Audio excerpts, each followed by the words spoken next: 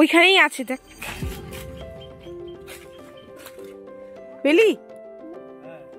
রূপা বলবে শুধু আমাকে কাজ করাতে, আমি আর আসবো না।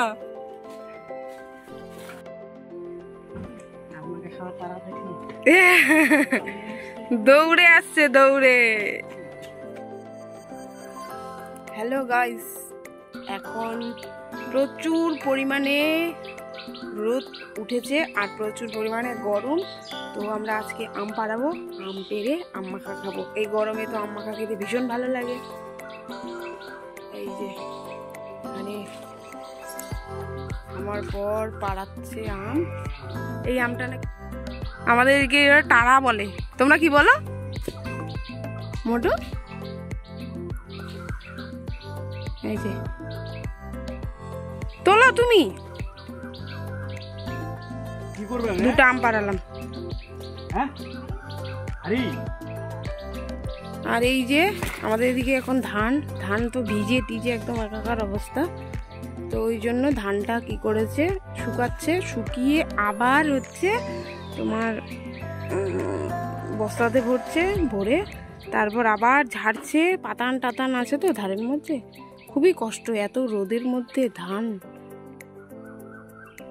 শুকানো, চারটিখানি ব্যাপার না। তো আমরা এখন আম মাখা খাবো, প্রচুর পরিমাণে গরম, কি আর করা যাবে। আয় আয় আম মাখা খাবো। ওই যে আরেকজন পার্টনার চলে আসছে আমার, আয় আয়।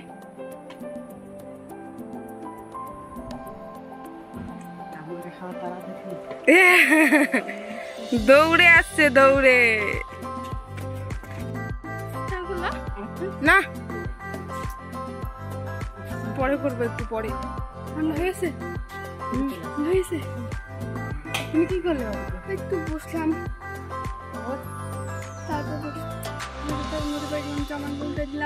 এই নদীর পারে জামা।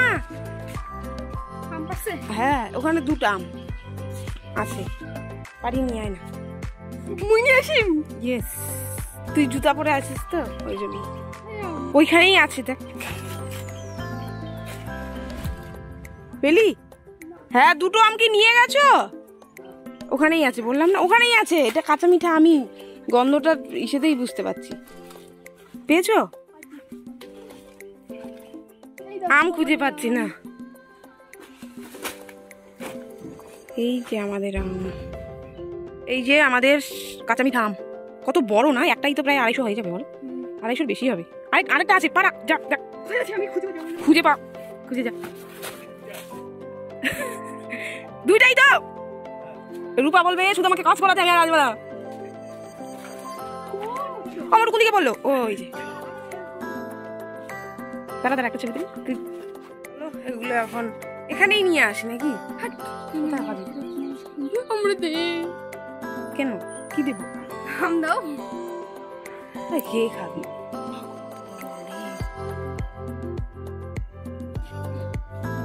তুই কিছু ভালো মন্দ খা, আর কত পাতলা হো।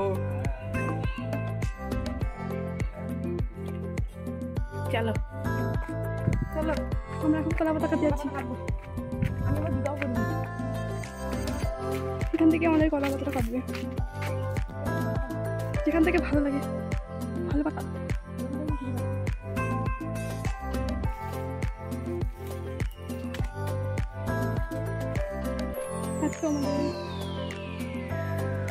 যাবো।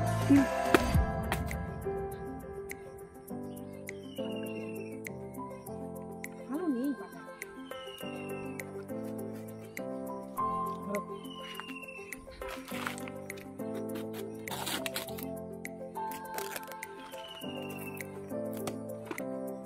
হয়ে যাবে।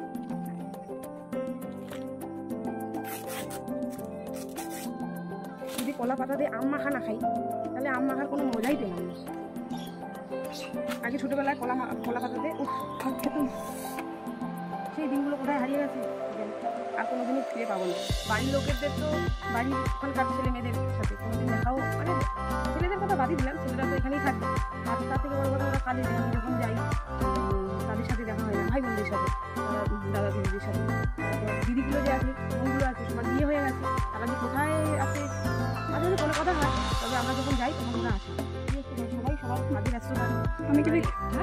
গেলে কেউ আসে না, ওরা আসলে হ্যাঁ ওরকমই ব্যাপার হয়ে যায়।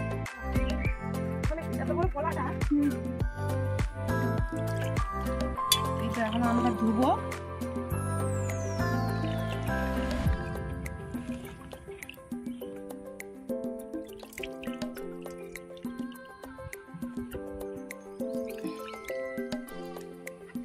একটা কাজ করো, ওইটা না বস্তাটা ওই দিকে নিয়ে যাও যাতে আমারও আসে।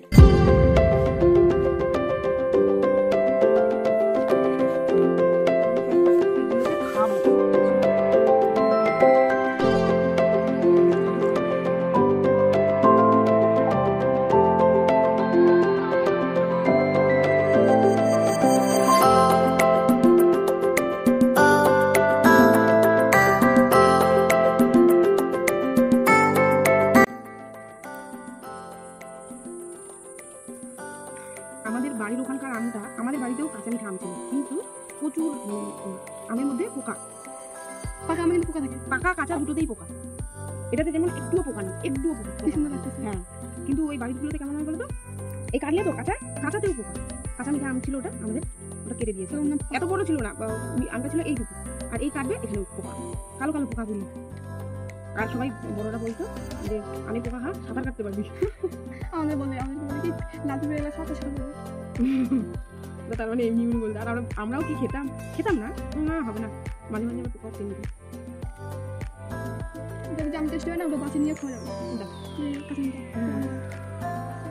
ছেলে কিছু জানতাম আর কয়দিন পর হলে পেকেই যাবে, দেখি মিষ্টি কিন্তু আছে।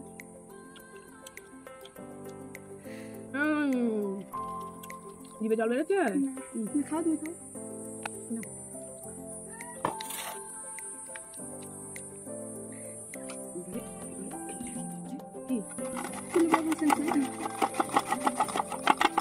আমি চোখ খাচ্ছি বলে এখন দাঁড়াচ্ছিস না।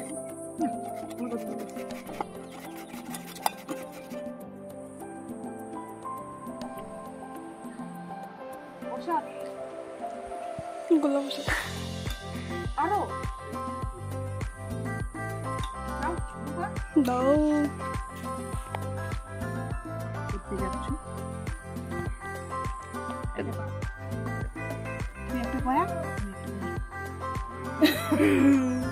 এই কয়াটা খাবো। কেমন লাগছে? দারুণ। থাকলাম